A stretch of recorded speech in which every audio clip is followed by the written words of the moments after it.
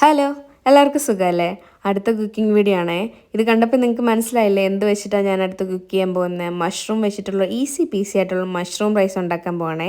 ഇതിന് പിന്നിലൊരു കഥയുണ്ട് കേട്ടോ. അതിന് മുന്നായിട്ട് ഇതിൻ്റെ കൂടെ ചേർക്കുന്നത് ഞാനൊരു 1.5 സവോള, കുറച്ച് ഇഞ്ചി, വെളുത്തുള്ളി, പച്ചമുളക്, കറിവേപ്പില എടുത്തിട്ടുണ്ട്. ഓപ്ഷണലാണ് കേട്ടോ. പിന്നെ ഞാൻ 2 ഗ്ലാസ് ബസ്മതി റൈസ് വേവിച്ച് വെച്ചതാണ്. ഇനിയും നമ്മൾ ഡയറക്റ്റ് കുക്കിങ്ങിലാട്ടോ കേട്ടോ. എളുപ്പമാണ് ഈ റൈസ് ഉണ്ടാക്കാൻ വേണ്ടിയിട്ട്. ഞാനിത് ഇനി ഉണ്ടാക്കാൻ പോകുന്ന പാത്രത്തിലോട്ട് ഒരു 1.5 ടീസ്പൂണ് ഞാൻ ബട്ടർ എടുക്കുന്നുണ്ട്. അതിൻ്റെ കൂട്ടത്തിൽ ഞാൻ കുറച്ച് ഓയിലും യൂസ് ചെയ്യുന്നുണ്ട് കേട്ടോ. ഞാനിവിടെ ഓയിൽ യൂസ് ചെയ്യുന്നുണ്ട്.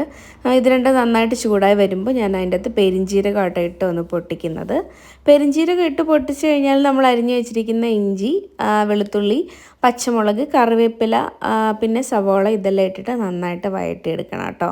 ഇതിന് പിന്നിലൊരു കഥയുണ്ടെന്ന് എന്താ പറഞ്ഞില്ലേന്ന് ഞാൻ പറഞ്ഞില്ലേ. അതെന്താണെന്നറിയോ, ഞങ്ങൾക്ക് ലണ്ടൻ വരെ പോകേണ്ട ഒരു ആവശ്യം ഉണ്ടായിരുന്നു കേട്ടോ. അപ്പോൾ എന്തായാലും പുറത്ത് പോവുമല്ലേ. അപ്പോൾ പുറത്തുനിന്ന് ഫുഡ് കഴിക്കാൻ വെച്ചിട്ട് ഈ ഒരു ഇന്ത്യൻ റെസ്റ്റോറൻറ്റിൽ കയറി കേട്ടോ. അപ്പോൾ അവിടെ ചെന്നപ്പോഴാണ് നമുക്ക് എന്തൊക്കെയാ മെനു ഉള്ളപ്പോൾ എനിക്കൊരു മഷ്റൂം റൈസ് കഴിക്കണം തോന്നി കേട്ടോ, അവരുടെ മെനുന്ന്.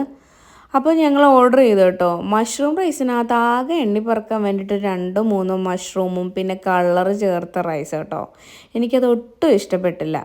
അപ്പോഴാണ് വിചാരിച്ചത് വീട്ടിൽ വന്നിട്ട് മഷ്റൂം റൈസ് ഉണ്ടാക്കി നോക്കണം സ്വന്തം റെസിപ്പിയിലെന്ന്. അങ്ങനെ ട്രൈ ചെയ്ത് നോക്കി കേട്ടോ. നല്ല റെസിപ്പിയാണ്, നിങ്ങൾക്ക് ഇഷ്ടപ്പെടും. ഒത്തിരി ഈസി ആട്ടോ.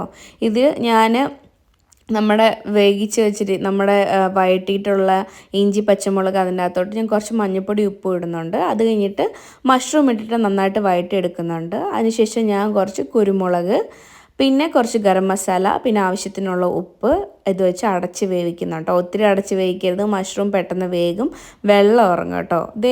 മഷ്റൂം നല്ല മസാല ആയിക്കഴിഞ്ഞാൽ നമ്മൾ വേവിച്ച് വെച്ചിട്ടുള്ള റൈസ് ഇടുന്നു, നന്നായിട്ട് മിക്സ് ചെയ്യുന്നു. നല്ല ടേസ്റ്റാണ്. ചിക്കൻ കറിയോട് സൂപ്പറാണ്. ട്രൈ ചെയ്ത് നോക്കണം. Okay, by.